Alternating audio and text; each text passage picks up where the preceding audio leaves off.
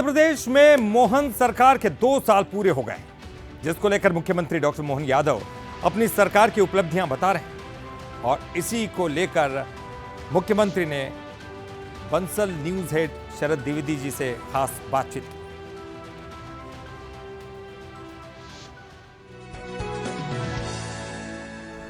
नमस्कार। मध्य प्रदेश सरकार के 2 वर्ष पूरे हुए, मुखिया डॉक्टर मोहन यादव के 2 वर्ष पूरे हुए, संगठन, संघ और बीजेपी के टॉप लीडर्स की पसंद और उनका साथ और डॉक्टर मोहन यादव का ये विश्वास कि वो मध्य प्रदेश को एक अलग स्टेट और एक ऐसे विकसित प्रदेश के तौर पर प्रस्तुत करेंगे। और जो प्रेस कॉन्फ्रेंस उनकी कुछ देर पहले हुई है, उसने एक ऐसा खाका प्रस्तुत किया है। धागा मध्य प्रदेश में बनेगा, कुछ ऐसी टनल बनेगी मध्य प्रदेश में कि ऊपर खेती हो रही है, जैसा आप कुछ दक्षिण के डेवलप्ड स्टेट्स में सुनते हैं, ऊपर से खेती, नीचे टनल, पानी, और सबसे महत्वपूर्ण बात कि शिप्रा में स्नान का अब अवसर। ये साधु संतों का एक बड़ा विषय था, जो सिंहस्थ में ये बात होगी। और इसके अलावा बहुत सारी बातें जो उन्होंने विकास का एक पूरा खाका प्रस्तुत किया है। और लगातार उनके दौरे मध्य प्रदेश के, तो आज मैं और मेरे सहयोगी, वरिष्ठ सहयोगी मनोज उनसे बात करेंगे। सर, बहुत स्वागत आपका और बहुत बधाई आपको।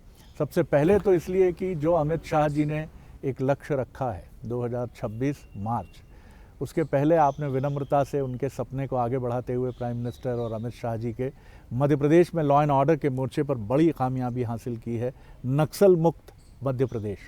मुझे संतोष इस बात का कि माननीय प्रधानमंत्री जी ने एक सपना देखा और माननीय गृह मंत्री जी ने उसको अंजाम दे करके राज्यों के साथ तालमेल करके कुशल रणनीति बनाते हुए केंद्रीय सुरक्षा बल और राज्यों के बलों के साथ राज्यों को नक्सल विरोधी आंदोलन में सक्रिय भूमिका अदा करने का निर्णय कराया। हम उस राज्य में से आ गए जिसने अपने राज्य को अब नक्सल वादियों की गतिविधियों से पूर्णतः मुक्त कर लिया। मेरी अपनी ओर से माननीय प्रधानमंत्री जी का, माननीय गृह मंत्री जी का आभार भी और राज्य की जनता को बधाई। आप जो ठान लेते हैं वो पूरा करते हैं, और हमने ये देखा है कि लॉ एंड ऑर्डर आपका एक ऐसा सब्जेक्ट है जहां आप कोई भी चीज़ बर्दाश्त नहीं करते हैं। और आज हम लोगों को ये भी अच्छा लगा, मनोज, आपने भी सुना होगा कि आईजी संजय जी की तारीफ की मुख्यमंत्री जी ने, और कहा कि वो अपनी मोटरसाइकिल पर बिना किसी सुरक्षा कवच के निकल जाते थे। जी, ये जो आपने चुनौती थी एक बड़ी 2026 तक, लेकिन स्वाभाविक है कि बहुत समय से पहले आपने इसको पूरा कर दिया। प्लानिंग कैसी रही इसकी कि इतने जल्दी आपने एक बड़ा मैसेज दे दिया केंद्र को? ये बात सही है कि वो बड़ा चुनौती का और बड़ा कठिन काम था, क्योंकि इतना बड़ा भौगोलिक एरिया, इतना बड़ा डेन फॉरेस्ट, बिल्कुल ऐसा लगता था कि डेंस फॉरेस्ट में कैसे ढूंढेंगे, क्या करेंगे, जहाँ मोबाइल के टावर नहीं मिलते हैं, बड़ी मुश्किल है। लेकिन तीनों तरह से हमने काम किया। एक तो हमारे जो गोपनीय मित्र पुलिस की भर्ती 850 की थी, जो स्थानीय स्तर पे हमको पूरी मदद कर रहे हैं। ज़िले के अंदर पुलिस बल के लिए हमने रिलैक्सेशन दिला करके वहीं के पुलिस बल की भर्ती, जो अपनी ड्यूटी खुद करे। फिर ऐसे पुलिस अफसरों की सेलेक्ट किया जिनका खुद का रुचि थी कि मैं आज इस काम को कर सकता हूँ। चुनौती में ज़बरदस्ती किसी को ड्यूटी लगाए और वो काम करे नहीं, टालम टोल करे, उससे अच्छा नहीं लगता है। तो IPS SP से लगा करके IG तक हम सब ने, और इसमें एक स्पेशल DG लेवल का अधिकारी भी हमने दिया है। पहले केवल IG लेवल का अधिकारी इसको मॉनिटरिंग करते थे, तो हमने कहा IG कोई वहाँ कठिनाई बताएगा तो DG लेवल तक आने में बहुत टाइम लग जाता है, और ये दिनों का नहीं, मिनटों का काम होता है निर्णय लेने में। इसलिए इस पूरी सिस्टम को बदलते हुए सब संसाधन दे करके पूरी ताकत के साथ लगे, और ये मैसेज पहले दिया कि हम मैदान में सक्षम है, हम आपको मार देंगे। उसका संदेश गया जब एक ही साल में 10 मुठभेड़ में 10 दुर्दांत नक्सलवादियों को मारा, तो उसका असर ऐसा आया कि फिर 42 दिन में 42 लोगों ने सरेंडर किया। ये एक तरह से 56 जैसा हो गया। जी, आपके बारे में ये भी कहा जाता है डॉक्टर साहब की 3-in-1 पर्सनैलिटी है। किसान पुत्र हैं आप, मध्य प्रदेश के सुपठित राजनेताओं में हैं आप, कई डिग्रीज हैं आपके पास, और दूसरा आप बहुत बेसिक लेवल पर आपने आपके परिवार में भी व्यापार, छोटा सा व्यापार, लेकिन आप उसकी समझ रखते हैं। तो मध्य प्रदेश को इसका कैसे फ़ायदा मिलेगा, क्योंकि ये बड़ा रेयर कॉम्बिनेशन होता है? देखिए, हमारी पार्टी की जो संगठन क्षमता है वो व्यक्ति को तराशने की है, और व्यक्ति को तराशने में, निखारने में उसको बेसिक चीज़ों से लेके चलते हैं। आपको कोई भी काम करना तो आपको काम करते करते हमारी व्यक्तिगत जीवन की भूमिका भी अपनी खुद की निर्वहन करना है, हमारे उत्तरदायित्व जो सामाजिक उत्तरदायित्व उसको भी निभाना है, और काम को जो संगठन के साथ जिस प्रकार का भी काम मिले उसमें हमारी निर्लिप्तता साबित करना है। तो ये जो निर्लिप्तता ये थोड़ी कठिन होती है।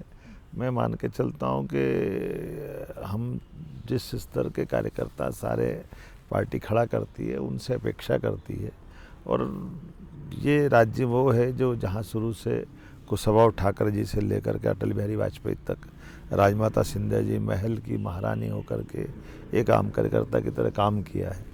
मुझे खुशी है कि मैंने कई लोगों के साथ भी काम किया है, इसलिए उस काम को समझते हैं, तो उसका आनंद भी है, और आज मौका मिला तो उसको सार्थक करने के लिए अवसर मिल गया, तो ये परमात्मा की कृपा है। एक प्रश्न इनका और एक मेरा, फिर हम समाप्त करेंगे। एक राजा विक्रमादित्य की आप हमेशा बात नहीं करते बल्कि उनको फॉलो भी करते हैं, और मध्य प्रदेश की सरकार को मैं देख रहा हूं कि निश्चित रूप से आपके जहन में राजा विक्रमादित्य होंगे।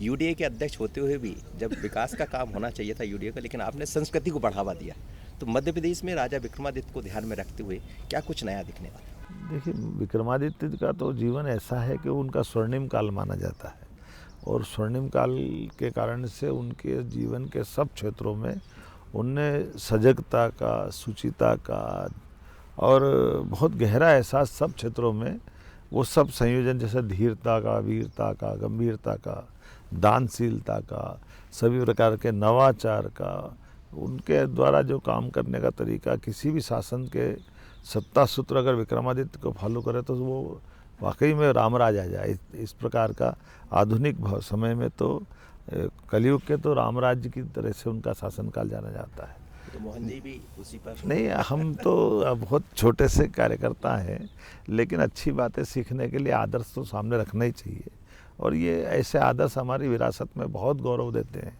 जो एक तरफ कहीं हमको भोज से जोड़ते हैं, विक्रमादित्य से जोड़ते हैं, अशोक से जोड़ते हैं।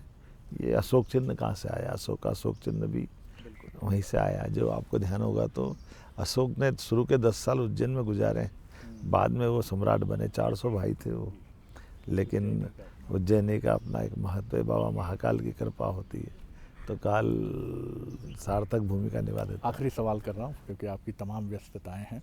आपने कहा निर्लिप्तता संगठन से, संघ से मिलती है, और निर्भीकता मोहन जी के व्यक्तित्व में है, बीजेपी में भी है। ये दोनों मिलते हैं तो एक अलग कॉम्बिनेशन आता है। 15 जनवरी को कैबिनेट दिख सकता है विस्तार हमको। परफॉर्मेंस आपने बहुत अच्छी आज प्रेस कॉन्फ्रेंस से बात की कि हमने उस एक नवाचार शुरू किया कि मंत्री अब परफॉर्मेंस भी देंगे, हमारे सामने भी बात अपने रखेंगे। कितने संतुष्ट हैं मुखिया के नाते, और क्या कैबिनेट विस्तार जल्दी? देखिए, ये बात तो ऐसा है कि परफॉर्मेंस तो हमारी पार्टी राज्य में भी देखती है, केंद्र से भी देखती है, और हमारा केंद्रीय नेतृत्व राज्य के साथ तालमेल करके इसमें बहुत अच्छे से निगाह दौड़ाता है। ये बात भी सही कि हमारा राष्ट्रीय नेटवर्क खास करके भाजपा का संगठन का जैसे ही नया बनेगा तो कई सारे समीकरण उसमें से बनेंगे, तो कुछ समय की प्रतीक्षा करो, जल्दी अच्छे रिजल्ट आएंगे। एक सवाल और था मेरा, बहुत महत्वपूर्ण सवाल है कि आपने बात की समीक्षा की। ये पहली बार मैं देख रहा हूँ इतने वर्षों में पत्रकारिता करते हुए कि जब मंत्रियों के बंगले पर हम जाते थे तो लंबी कतार होती थी, भीड़ लगती थी, लेकिन बीते 20-25 वर्षों को देखते हुए, इन वर्षों 2 वर्षों को देखे, मंत्रियों के बंगले खाली हो गए। ये कौन सा सिस्टम बनाया? क्या ये माने कि काम ऐसे होते हैं जिसकी जरूरत ही नहीं लोगों को वहाँ जाने की, या सिस्टम क्या है? क्योंकि बंगले खाली है और लोग ये सोचते हैं। देखिए, जब आप काम करने की सरकार को जनता के दरवाजे तक पहुँचा दोगे तो ये सुशासन का रास्ता भी है कि जब काम की आवश्यकता वो काम घर पे ही हो रहा है, और जो सोच रहे हैं उसके पहले हो रहा है। जैसे विज़न डॉक्यूमेंट्स बनाकर हमने बात कही कि आप अपनी विधानसभा का विज़न डॉक्यूमेंट्स दो। जब आपने विज़न डॉक्यूमेंट्स दिया तो उसमें कलेक्टर, एसपी, एसडीएम से लगा करके एसीएस लेवल का आदमी उसकी मॉनिटरिंग संभाग में करता है, सीएस और डीजी उसको बजट में डालते हैं, तो बहुत सारा काम तो हमारा वही हल्का हो जाता है। रही रूटीन के ट्रांसफ़र पोस्टिंग की बात, तो आपने देखा होगा कि एक टाइम लिमिट में हमने भोपाल में खोल दिया और बंद कर दिया, तो जो बहुत ज़रूरी है हमने पावर भी दी है कि आप कर लीजिए जो करना है, उसके बाद आप बंद कर दीजिए इसको। तो ट्रांसफ़र पोस्टिंग भी हुए, लेकिन कोई उसमें गलती या इस टाइप की घटना, दुर्घटना जो सुनते थे। और तीसरी बात है कि अगर लगता है काम अच्छा नहीं कर रहा, कोई बड़ी गलती कर रहा है, तो ट्रांसफ़र का भी क्यों इंतजार करेंगे, उसको सस्पेंड कर देते हैं। उसको हटा देते हैं। ऐसे निर्णय तो हम लगातार करते रहते हैं। तो एक सुशासन के लिए जो ज़रूरी हो सकता है वो सब करने का प्रयास करें, और उसका कारण है कि आज ये जो आपाधापी मचती सरकार के कारण से या पर्टिकुलर पोस्ट के आसपास जो बाकी आप बात जितनी आपने कही वो सब चीज़ें अपने आप गौण हो जाती है। मुझे इस बात की प्रसन्नता भी है कि न केवल मंत्री, मुख्यमंत्री के यहाँ भी फालतू इस टाइप की भीड़ नहीं लगती क्योंकि हम इतने मैदान में रहते हैं कि यहाँ आने की ज़रूरत क्यों है। बिल्कुल। अपनी भोपाल से ही केवल चले तो बड़ा मुश्किल जाता है। सरकार का मुखिया, सरकार के मंत्री जितना नीचे प्रवास करेंगे उतना। सर बहुत धन्यवाद आपको और बहुत शुभकामनाएं। ये थे मध्य प्रदेश के मुख्यमंत्री डॉक्टर मोहन यादव। वो साफ तौर पर अगर उनकी आज की आप प्रेस कॉन्फ्रेंस देखेंगे जो इटसेल्फ एक विजन डॉक्यूमेंट है, और मुख्यमंत्री जिस तरह का उनका अप्रोच है वो साफ समझ में आता है कि वो विकास के अपने सपने से प्यार करते हैं, उसको जीते हैं। ये कोई फ्लैटरिंग नहीं है, ये कोई उनकी प्रशस्ति में गाया जाने वाला कोई पत्र नहीं है। आप इस प्रेस कॉन्फ्रेंस को देखेंगे, सुनेंगे, समझेंगे तो आप पाएंगे कि डॉक्टर मोहन यादव अपनी पूरी टीम के साथ मध्य प्रदेश के एक ऑलराउंड डेवलपमेंट के लिए पूरे जी जान से लगे हैं, और उनका विजन है धार्मिक पर्यटन, औद्योगिक विकास, रोजगार, और उसके साथ मध्य प्रदेश को फ्रंट लाइन स्टेट के तौर पर खड़ा करना। बहुत शुक्रिया सर एक बार, और बहुत शुभकामनाएं आपको।